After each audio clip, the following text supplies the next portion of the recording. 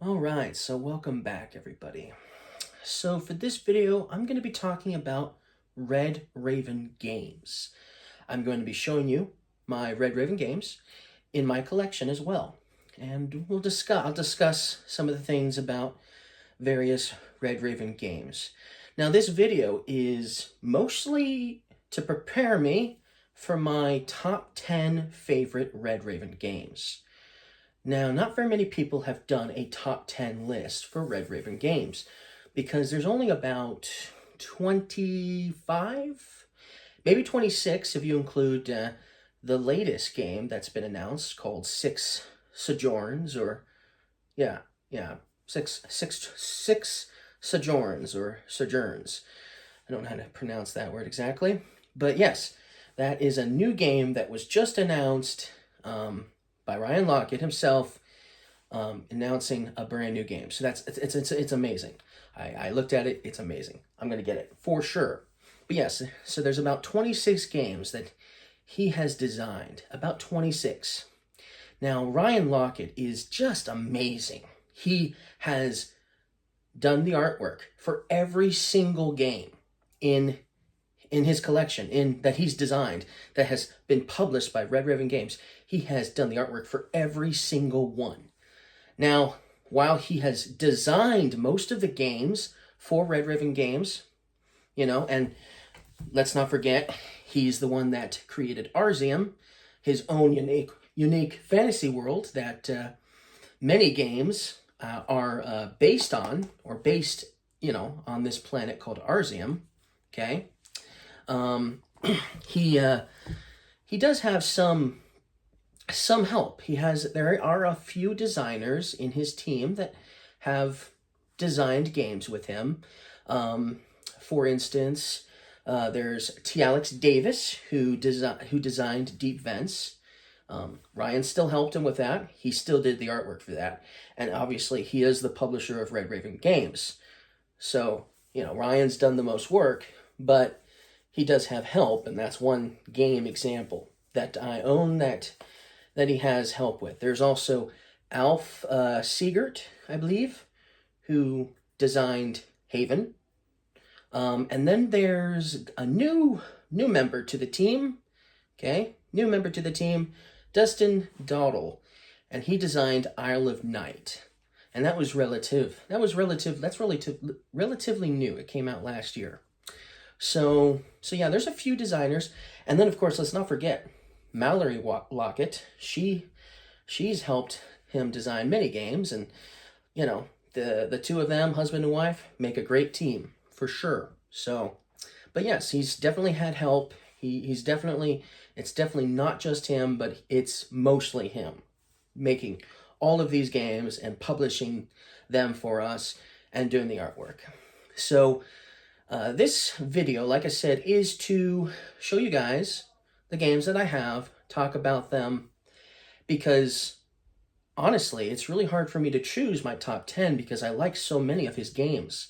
So I own, let's see here, I own 1, 2, 3, 4, 5, 6, 7, 8, 9, 10, 11, 12, 13, 14, 15, 16, 17, 18, 19. I own 19 of his games. So, 19 out of 26 is a lot. Now, I haven't played all of the games that I have bought, that I own, but I've played most of them. I've played, I want to say 15 of them. But still, out of the 15 that I've played, I like them all. So it's really hard to pick 10 games. So this video will be centered around all of his games, but I might talk a little bit more about some of the games that may not be in my top 10. Of course, I might still be talking about in-depthly about some of the games that will be. So let's get started. I'm going to show you guys all of the games at the table, so we can maybe open up the boxes and see what's inside while I show you the games. Okay, so we're going to start with basically most of the smaller games to the biggest games that he's made. So we'll start with some of the smallest ones first and work our way up. Now, this is a book. This is an RPG, Arzium. Now, Arzium, like I said, is the world that many of his games revolve around, okay? They take place on this planet called Arzium with all these unique races, you know, that fantasy races that you don't see in most fantasy games or fantasy movies or TV shows for that matter, like frog humanoids, for instance. So, yeah, this is, like I said, an RPG, which I have not played. I have not played this game, but I have read through some of this, looked at various pages. This is a me game. I don't know if I'll ever introduce this game to my group, because, you know, this is for me to, I think, enjoy on my own. You know, just something for me to enjoy, not necessarily for anyone else to play. So this will be just for me, basically. And that's why I haven't played it as of yet, because this is a me for only for me game, basically. If one of my friends wants to play this, then I might consider introducing them to it, but most likely not, just for me, most likely. So that's Arzium. Now, I have another game that would be considered very small here, Crystal Miners. Now, Crystal Miners, you'll notice, doesn't even have a box. This is a print and play, okay? So I printed it out, finally, and I even laminated it. So it looks, you know, really nice, laminated. So Crystal Miners is basically like another game. So let me show you the other game, since I have it nearby.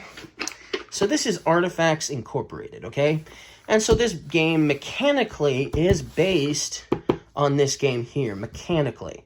But there's still more to this game than there is this game, from what I understand, from what I've read of it. And this takes place in Arzium, while this game does not take place in Arzium, okay? So Crystal Miners, like I said, I've got it laminated, and I've looked at most of the rules for the game already, but I have not played it yet. And the reason why is because I want to get dice just for this game. I have to look for some dice to buy that I want to get just for this game, but I need to figure out how many dice I'm going to potentially need for this game, obviously. I might just get more just in case, and I need to figure out exactly what other potential components I might need for this. I might need cubes or something like that. I'm definitely going to need dry erase markers for this. But I think I'm going to need dry erase markers as well. So, and then I want to get a box, a clear little container box that this stuff can fit inside of, and the dice and all that. Just, you know, so I have someplace nice to put everything by the time I'm ready to finally play this game. But yes, that's Crystal Miners. Okay, so let me just put it back the way I had it real quick. So, print and play, pretty cool, pretty cool. Maybe someday he'll make a box for this game, who knows? And if he does, I'll buy it. But for now, I need to, obviously, this is a project I'll need to work on before I play it. So that's another game that I have. Then we have one of the smallest games here, physically. This is Isle of Night, and this was designed by Dustin Dowdle. Now, remember, Ryan Lockett helped make this game too. It's just, you know, he likes sharing credit, which is always very nice of him. But yes, I'm sure Dustin did a lot of the work on this game, at least rulebook and how the game functions and stuff.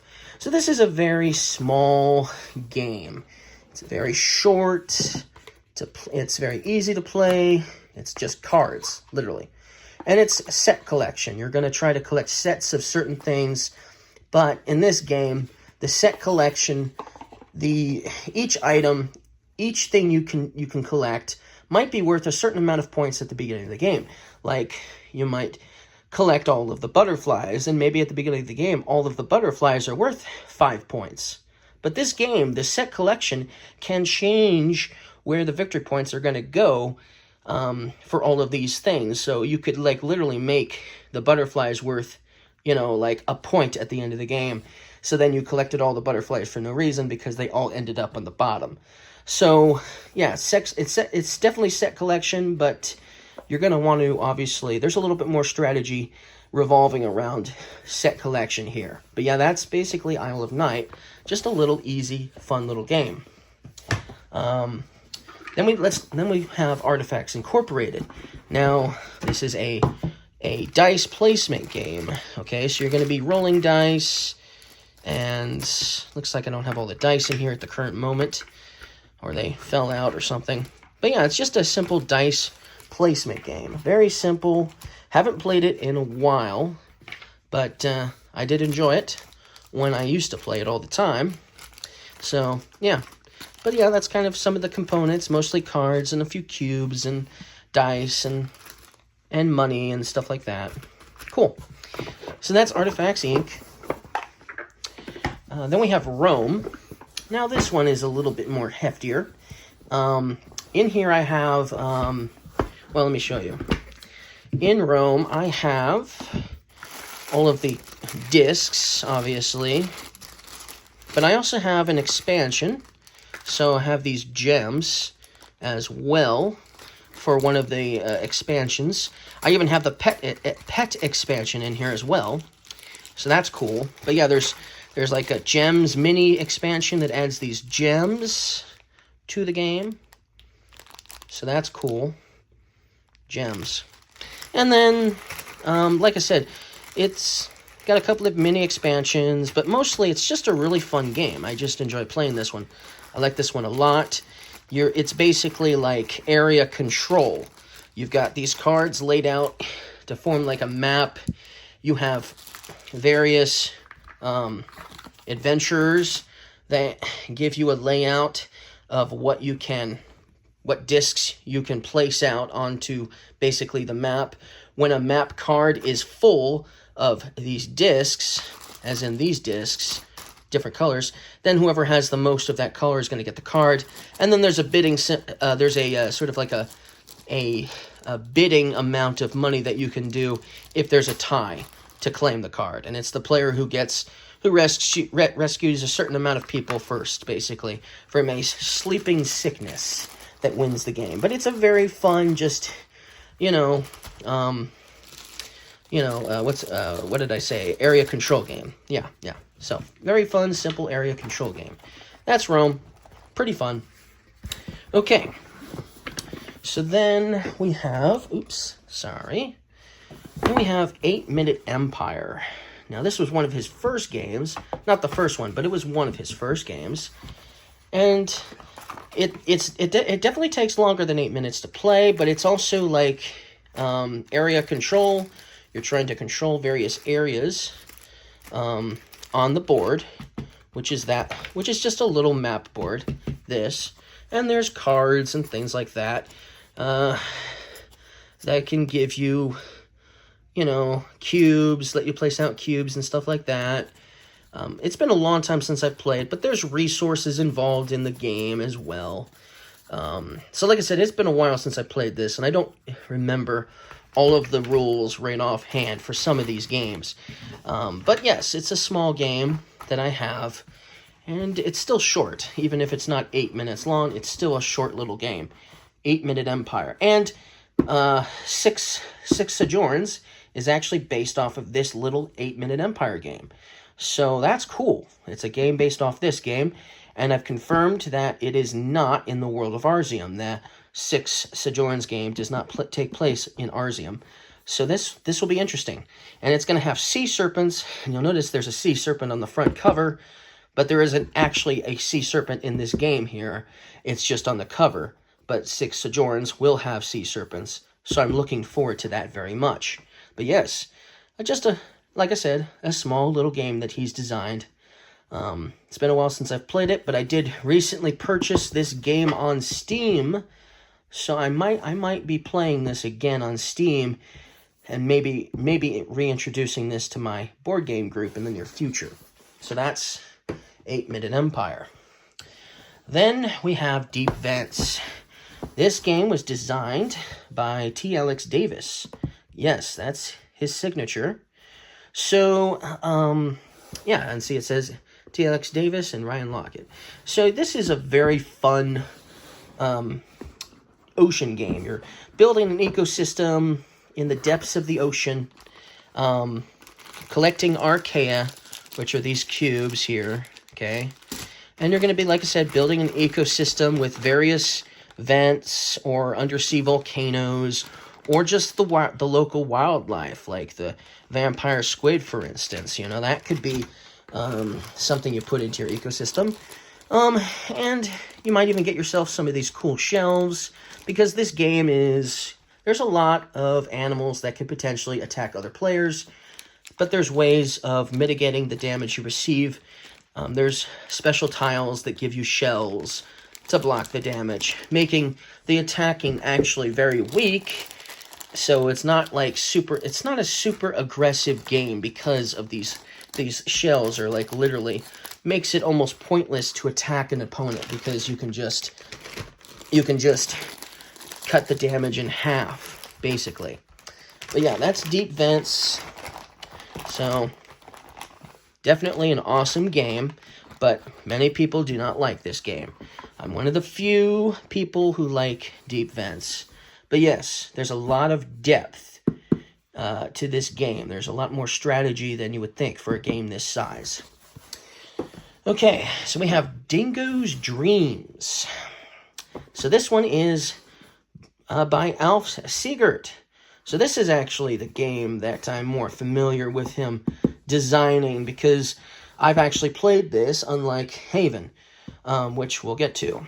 So Alf Siegert is the guy who designed this game, along with Ryan Lockett, obviously. This is a bingo game. Dingo's Dreams is literally a bingo game, but it's more than just simply bingo. So each player basically will just be an animal. You'll either have the dingo, or you'll have one of the other animals. There's koalas, echidnas, kangaroos. If you have the deluxe edition, which I do, there's honey ants and things like that. And so what you'll be doing is you'll have these cards here, and they will be randomly drawn, and they will have the name of a certain tile that you have, and they will be called out.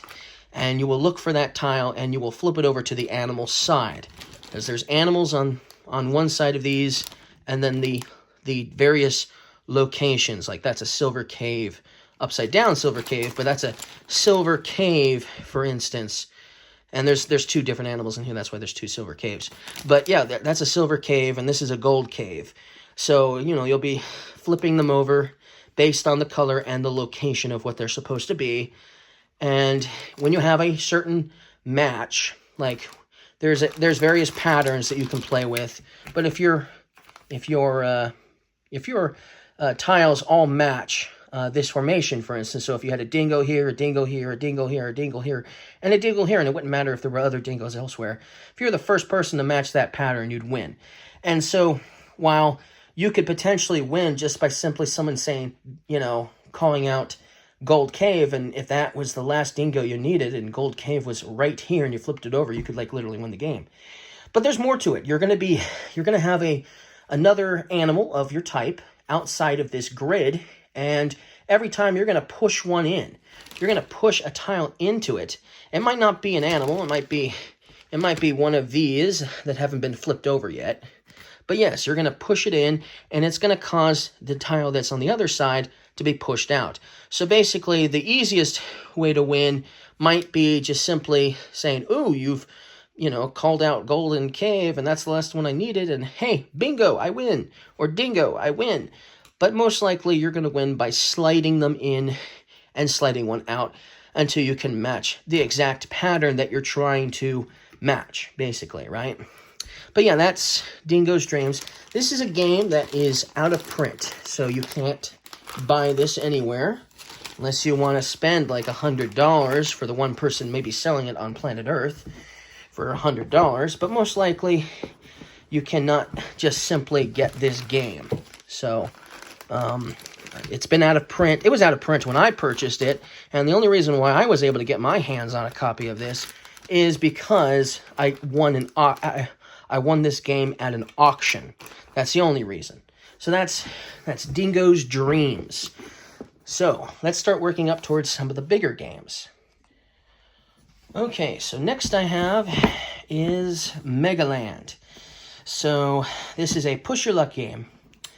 And basically, the fun part of this game is going into a dungeon, and what you're trying to do is get enough resources from the dungeon by surviving as long as possible, but not pushing your luck too much, and then basically dying and respawning outside of the dungeon. So that's the general idea. You're trying to basically take on the dungeon. You're going to take on one level at a time, and you just don't know what you're going to encounter and when, basically. So it's push your luck. You start with 4 hearts. You can buy more to make it easier to survive longer, but you want to try to stay as long as possible. Each potential possibility could hurt you. So this slime monster can do a damage to you, while this red serpent can do 3 damage to you. So if you have 4 hearts at the beginning of the game, and this shows up first, well, you're not likely to stick around any longer. But then that means you're not getting very many treasures, because you only get 1 treasure per level. Now, sometimes you get lucky, and you get a safe zone, meaning, hey, you don't get hurt, and you might probably stay around longer, getting more treasures, you know? That's kind of the general idea.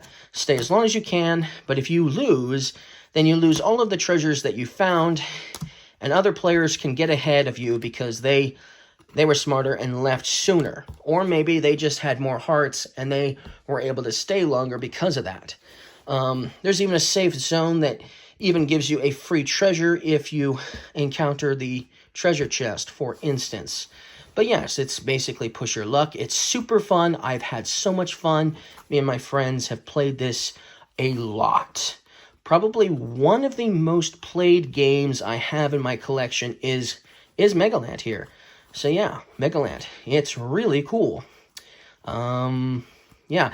And then there's things you could potentially get. Some of the buildings that you're going to build. So what you're going to do is when you have a bunch of treasures, you're going to go back into town with the treasures that you found. And you're going to use those treasures to build buildings into your town, hopefully gaining victory points so that way you can win the game. But some of the buildings you build will give you these jump tokens. And then before you take on a level, you can decide to use your jump token or not. Now, when you use your jump token, it's gone for good. You can only jump once per jump token. So use those wisely. But if you're lucky, maybe you'll jump the red serpent, avoiding the 3 damage and getting to stay in the dungeon a lot longer than everybody else. Isn't that awesome? Or maybe you'll be unlucky, and it'll be these bats. You cannot jump bats. And the reason why we know you can jump a monster or not is you'll notice the jump token on the snake, but you won't notice it on the bats. So that's why you know you can't jump the bats, because they fly after all. Then you would still receive the damage, and you have wasted your jump token to boot. So like I said, even using jump tokens is a push your luck element. And it's completely lame if you end up jumping a safe zone to boot, you know? Even if you don't get to jump the snake, jumping the man-eating plant monster is still pretty cool. And even jumping the weaker monsters like this rabbit here, or that slime monster, for instance, is also still at least not a complete waste of your jump token. But yeah, that's basically Megaland. And like I said, it's just really fun, just pushing your luck in this dungeon. That's what this makes this game so amazing. This right here is the reason. I love this game a lot. So that's Megaland. All right, and so then we have, sorry, my voice. All right, so then we have Klondike Rush. Now, this is kind of an interesting game. This is a auction game. So you're going to be trying to basically get yourself some mines. So basically what you want to do is you're going to, this is the board here, okay? And there's going to be various resources that you're going to want to obtain, maybe even the Yeti, at different locations. And you're going to, but the problem is getting to the farther locations is going to cost money, right? So what you're going to want to do is you're going to want to basically get these companies, you're going to want to get their mines, okay? So these are the mines, right? You're going to want to get those mines so you can place them out and then basically make your routes to get all of these various treasures here that you're going to want to trade in for stuff, victory points, right? And stuff like that. And so you're going to want to get these mines basically to get around and much cheaper, getting all that awesome stuff to make it cheaper because you just have a mine that gets you there. That's kind of the idea to help you do that. And so you're going to be bidding for these because these are going to be auctioned off. And the bidding system is different based on player count. I've only played this a 2-player game, so I haven't seen how the auction works for 3 or 4 or 5 players. And I've only played this game one time, and it was last year with one friend. So I honestly still have to go over the rules again because it has been a while and I've forgotten the rules. But I still think this is a great game. This is probably the only auction game I even own. Or one of the few auction games I own anyway, because Rome has some auctioning involved as well. So yeah, another designed game by Ryan Lockett, Klondike Rush. And then we have Haven here. Now this one was designed by Alf Siegert, so him again, Dingo's Dreams and Haven. So this is a 2-player game. I have not played this yet, but it is a 2-player game. And I don't know how to play it. I mean, I don't really know how to play it. I've looked at the rules a little bit, but I haven't really looked at everything. But there's like these giant titans, guardians basically, that will get in your way regardless of what you're playing as. But basically, each player is going to be either, a nature player. Okay, so you're either going to be like a nature player, so you're going to get this card because it's green, or you're going to be the city player, building a big city and cutting down the forest to do so, basically. That's basically kind of the idea. So the city dwellers, they want to make a bigger city. To do that, they have to cut down the forest, but the forest people, the forest dwellers, they don't like that. They want to protect their forest. So that's why it's a 2-player game, head-to-head. And like I said, there's going to be some titans kind of in the way on both sides that could be a potential nuisance to everybody, not just the city player, but they could get in the way of the forest dwellers as well. That's kind of the idea. Like I said, I don't know much about it besides that, as it has been a while since I've even looked at this rule book. So another game that I have not played from Red Raven Games, Haven. Okay, let's get to some of the big games now. Okay, so next I have The Ancient World. So this is a very interesting game. It's been a long time since I've played it, so I don't remember all of the rules, but I do enjoy this game a lot, and I have played it with my friends in the past, although it has been probably 2 years since I last played it with them. So we're all going to need a refresher when I reintroduce this game to them. So this is a worker placement game, a very tight-knit worker placement game. Now, there are these giant Titan-type monsters that are really that big. They're humongous. And they're going to come and destroy our cities, our lands. So we need to basically build up an army to stop them. We don't have magic in this game. There is no magic. So we'll be fighting them with a large amount of armies using swords and bows and arrows as our only means of taking these titans down before they completely obliterate our cities. And then, of course, you know what they say, there's always a bigger fish, right? Well, once you take down a titan, an even stronger titan is going to come and take its place. So it's a very tight-knit, ruthless game because it every time it feels like you're getting somewhere, you just keep getting attacked by another stronger titan. And because of that, you can even take on your opponent's titans. So everybody has their own titan because they have their own city and their own part of the land, and so they all have their own unique titans to start with. and they will get Titans that only attack them in the future. And so you can even help your opponents out by fighting them. And there's some good reasons to do it, some prestigious reasons to do so.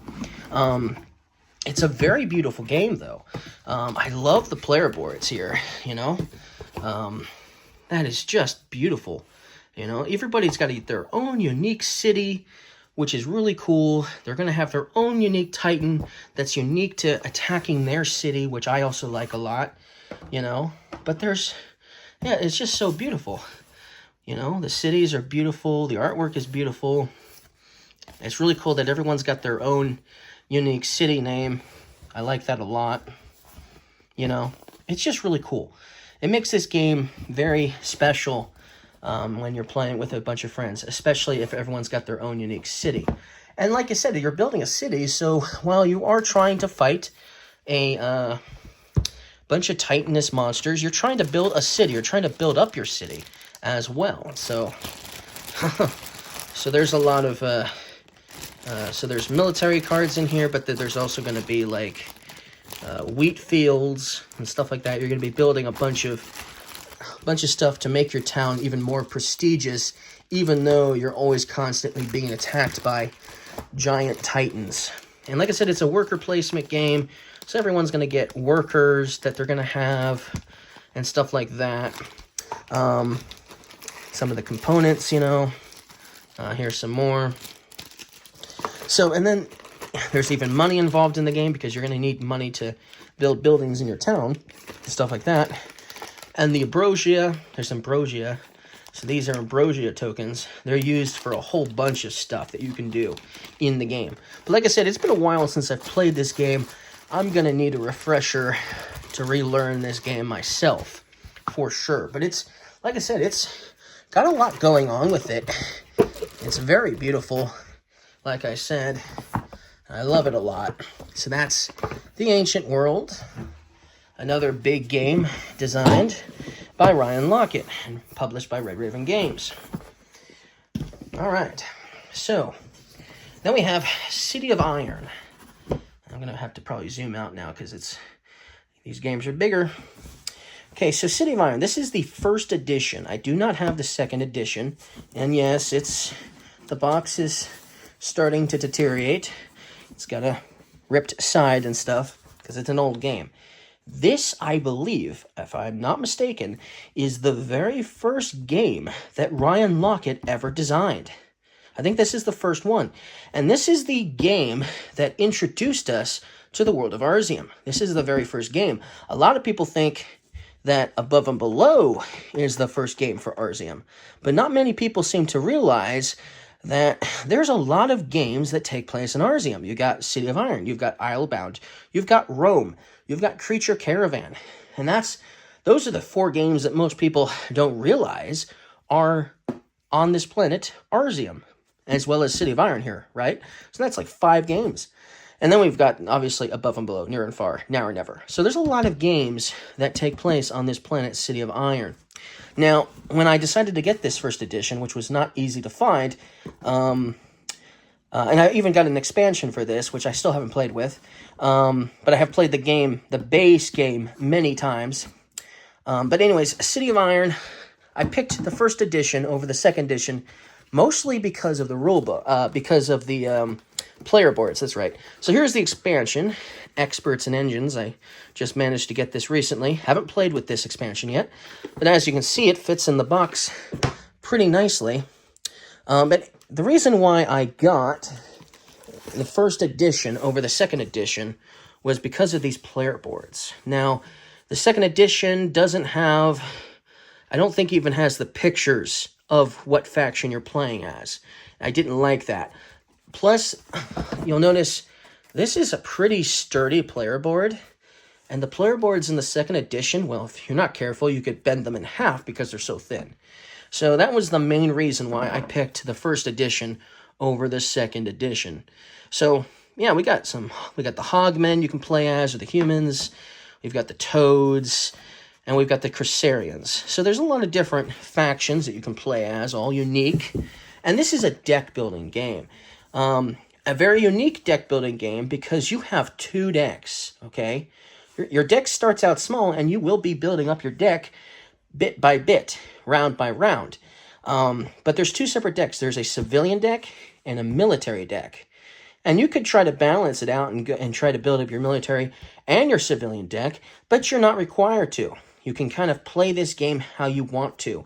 You can be the player who goes the military route and builds up his military deck and attacks towns to get resources and things that you can basically get. Or you can be the civilian. You can go the civilian route and try to build up your town as much as possible, and maybe even bigger than most players, potentially. Or you can just balance it out, like I said, and try to go both routes and win that way. But yeah, the deck building is very cool. I like the deck building in this game. It's a lot to keep track of, though. And everybody gets their own deck of cards that they can buy from. So that's another thing. So while in most deck building games, everybody has access to the same cards, in this deck building game, you might have some cards that are unique to your faction that you can purchase. So that's cool. But for the most part, everybody's going to have access to most of the same cards. They're just going to have access to a different set of cards that are only accessible to them because they might be priced differently or something. But the object of the game is basically you want to get, I'm not going to show the whole board, but you see we have these 3 resources here, glow moss, these goat things, and these turnips, okay? So these keep track of how much you're producing, how much your city is producing. You might build cards like a turnip farm or something like that, or you might attack a town that has a turnip farm, and that's going to increase. You're going to have a little cube here that keeps track of how many turnips, and you want to be the player at the end of the game who has the most, so that way you can get the most victory points and stuff like that. And obviously, the better the stuff is, the more money you get, the more victory points you get at the end of the game, that kind of stuff. So you want to basically, so it's like, it's not area control, it's more like resource control. That's basically what this game is. It's still been a while since I last played, so I'm still going to need a refresher in how to play the game because it's been a while since I played it. But I've probably played City of Iron like 5 times now, 6 times now. So I've played it quite a bit. My group has played it quite a bit, or at least some of my group members have played it quite a bit. I've got at least one group member who's played this game like 3 times now. So there's that. So yeah, that's City of Iron. All right, so next I have Islebound. So they recently made a Emerald edition for this game, which I got the Emerald Upgrade Pack for. So this is kind of an interesting game. You're going to be basically visiting different isles, and you can either take the isles over by force with a military of sorts, which will be either the Sea Serpents, which I love, or mercenaries. So you can take over isles, or you can use diplomacy to take over isles. But basically, you do want to take over isles because you can get lots of victory points from taking them over, and it can make things cheaper for you. Because you see, when you go to these isles, it's sort of like a worker placement game or a ship worker placement game, as you only have one ship, but with a crew on board to help you perform various actions when you go to these isles. And usually when you go to an isle to visit it, you have to pay a tax. And it can get expensive after a while. And so that means you want to take it over, so that way you don't have to pay the tax anymore. That's kind of the idea. But this game is also a town building game. Each player will have a starting isle, basically at each corner of the game, okay? And so you're going to start with that isle, and that's kind of like your town, if you will. You can think of it thematically as your starting town that you are going to be building various buildings onto to get victory points and a variety of other stuff to help you win this game. Abilities and things like that, right? Resources, things like that. That's kind of the general idea. But to do so, you're going to need certain things like wood. You need wood in order to build buildings. And so that means you might need to visit some of the various isles to obtain wood. You also might need fish, Might need emeralds and things like that to help you build buildings and do a variety of different things. There are some events that take place in some of these islands that even add a little bit of a flavor text to the game, a little bit of a story, not really, more of a random story, but just to increase the experience of this game. Now, I really like this game a lot. It has been a while since I played this game as well, but it is definitely, I think, a really good game. And it doesn't receive as much love as it should, I think. So that's Islebound, okay?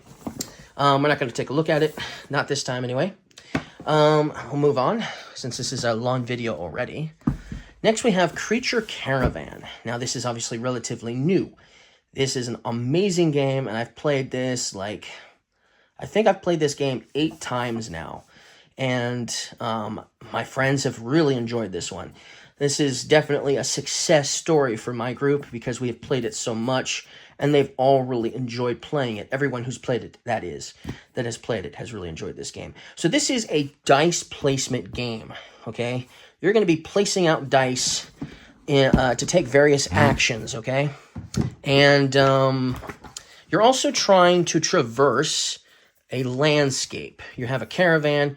You're trying to you're trying to get around collecting stuff along the way, but the goal is to try to get to Easttree. You don't have to make it to Easttree to win the game, which is a city, but you do get a lot of extra victory points if you make it to the city. So that is sort of an incentive to do so, but it's not a race game, so you don't need to be there. You don't need to make it there in order to win the game even. You don't even have to make it to the city in order to win the game. You're going to be playing cards, however, into your caravan, which give you victory points, and that could potentially help you win the game. But there's a variety of different ways you can get victory points in this game. We're going to come across these lava creatures, which for some reason are eluding me as far as, oh, here we are. So these lava creatures, okay, they're a nuisance, and they're taking over, and there's just so many of them, okay? And you're going to have to fight them, okay? You can fight them to get victory points. But if you don't fight them, then they just are a small nuisance. They're only worth -1 point for each one of these you have that are following your caravan, okay? So it's really, in reality, thematically, these things are like, oh, it's next to our caravan. Our caravan just caught on fire because these guys are so close. Grab the pail of water, dump it on the fire, and let's get a little further away from these guys. That's kind of the general idea. Because they're, like I said, they're not horrible. They're not going to cause you to lose the game if you don't end up beating these, most likely, because they're only worth -1 point at the end of the game. But if they were worth a whole lot, if they were like -5 points at the end of the game, then yes, you would be trying to get rid of these guys as often as you can.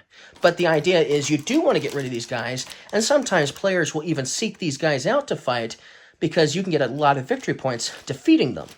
Okay? You can also get a lot of victory points by trading in bags that you receive or coins, which are hiding in the box somewhere, okay?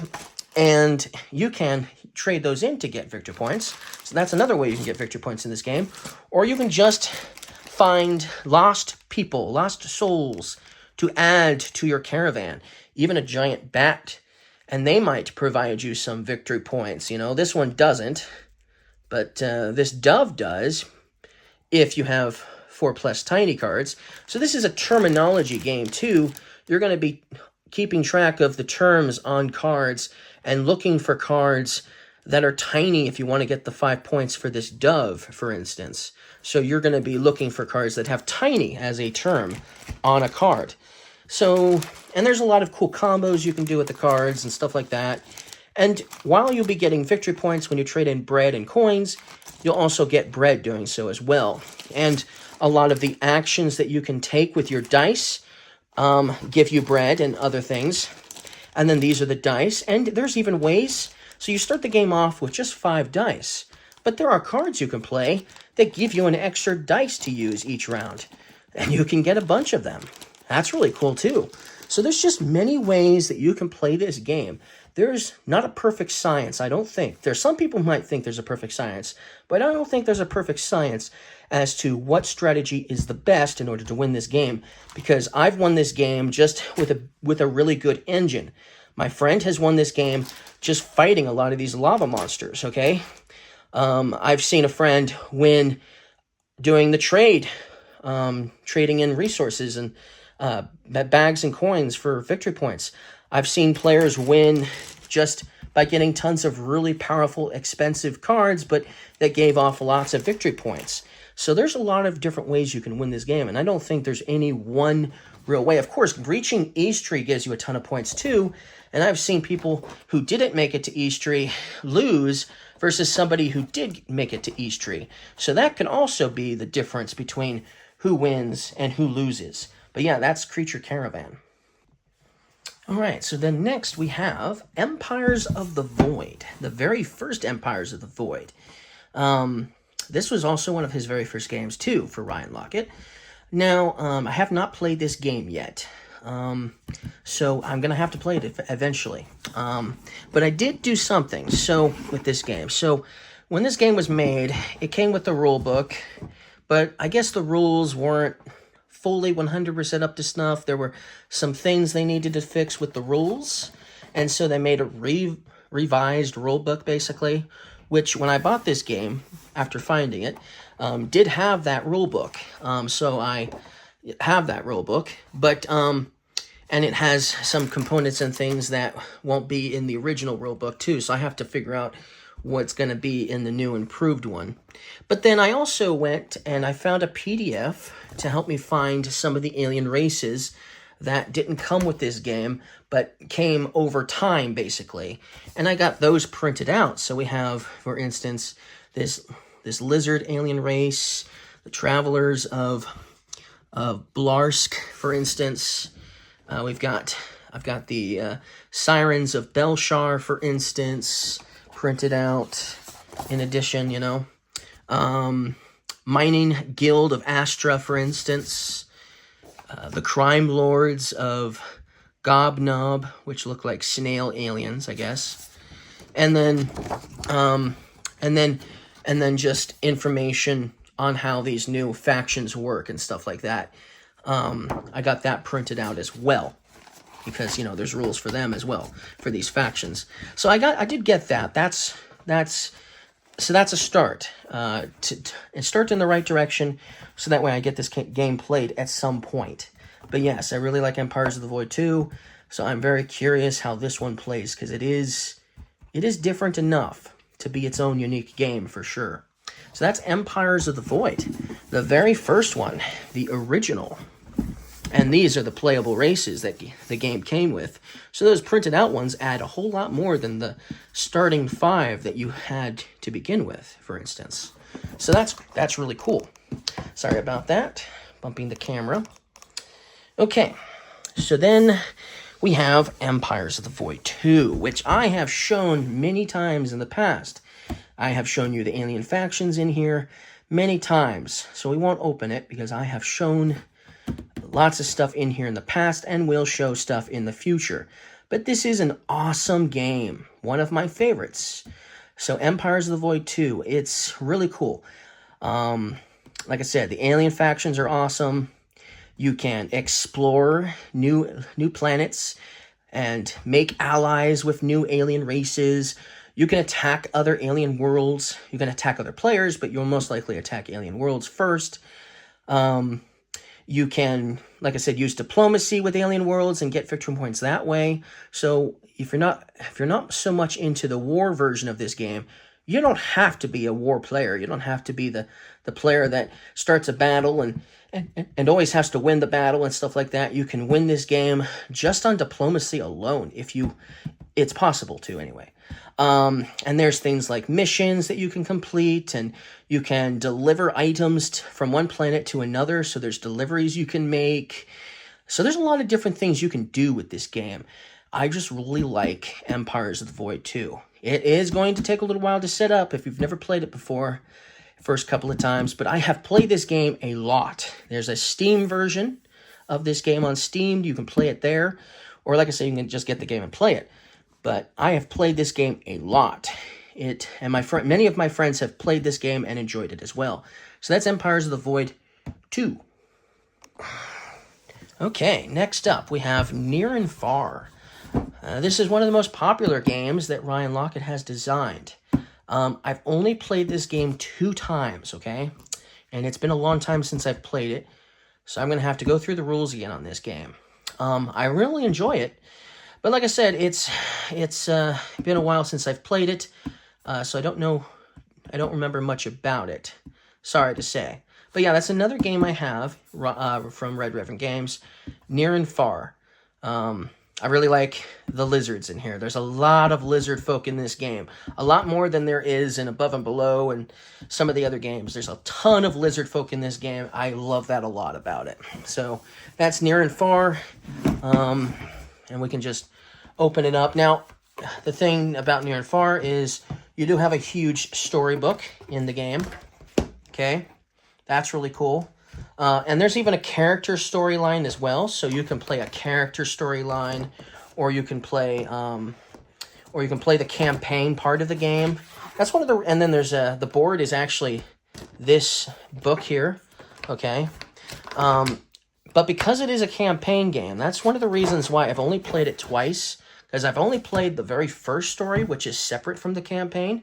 I've only played that twice. And I looked at the arcade a little bit. I didn't play it, but I looked at it. So there's even an arcade that doesn't even go into the story of the game. But yeah, there's even a character version that you can play instead of the campaign. And I guess they're both technically campaigns. But yeah, that main reason why I have not gotten to the table as of yet is it is a campaign game, which means I need to find the right friends who want to get into this and plan on playing it with them who want to get into a campaign game like this, because there's a lot going on with this campaign, for sure, and it's something you kind of have to play with the same people so they know what they're doing the next time they play, because you're going to have a character and he's going to get abilities and stats they're going to carry over to the next game the next time you play, stuff like that. So that's the main reason why I haven't gotten this to the table as often as some of the others that I own, but I have played it, so it's cool. So that's Near and Far. And then the final game that I've chosen for last is Above and Below. This is probably the game I've played the second most. Megaland I've probably played the most. I played this the second most. I still haven't done every single encounter for this game. Yes, this game has an encounter book, but it's a random encounter every single time.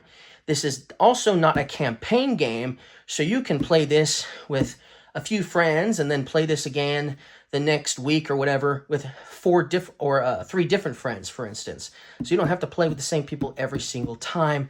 That's one of the reasons why I like this game over, well, Near and Far. But there's another reason why I like this game. This is the first game that I got from Red Raven Games. I had no idea who Ryan Laukat was, okay? I had no idea of all the other games that came out from this publisher, even before this one even came out.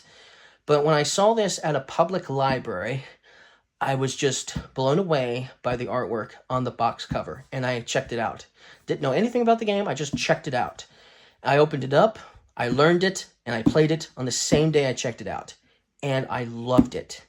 But this game also changed how I view board games for the better. Before I had this game, okay, before I played this game, I only had a few games, like Dominion, for instance. I only had a few games I owned, but back then, I only wanted to play board games to win, and I didn't care who I stepped on to do so. That's all I cared about, was winning. This was the first game that I played that changed my mind. This game was an experience. And now it's the experience of playing board games that I most enjoy, okay? It is the experience. It doesn't matter what game it is. I just enjoy the experience of playing the game. I don't care if I win. I don't care if I lose. I just want to experience a board game with my friends, and this was the first that did it. And thankfully, Ryan Laukat signed my game for me when I got to meet him last year. So thanks to him for doing that. because I think this is one of his best games he's ever made. It's an awesome game. I'm not going to open it up. This video is pretty long. It's almost an hour now. So I'll leave it at that. So thank you guys for watching my collection video, my I guess almost like this is almost like a vlog video almost, and or showcase video. And if you guys liked this video, don't forget to leave me a like. And don't forget, this is just to introduce my top 10 list, which is coming soon. So I'm going to do a top 10 favorite board games from Red Raven Games in the very near future. And so you'll get to see which of the games that I showed you that are going to be in my top 10. You'll get to see. No spoilers, but I'm sure you've already figured out at least a few that will be in my top 10 favorite list for sure. So just because I'm pointing to this doesn't mean it's the first, it doesn't mean it's number one, but we'll get to that when we get to that in an upcoming video, like I said. So please leave a like, subscribe if you haven't already, and I'll see you guys the next time I do a video, which will most likely be my top 10 of this publisher. So thank you guys for watching. Goodbye.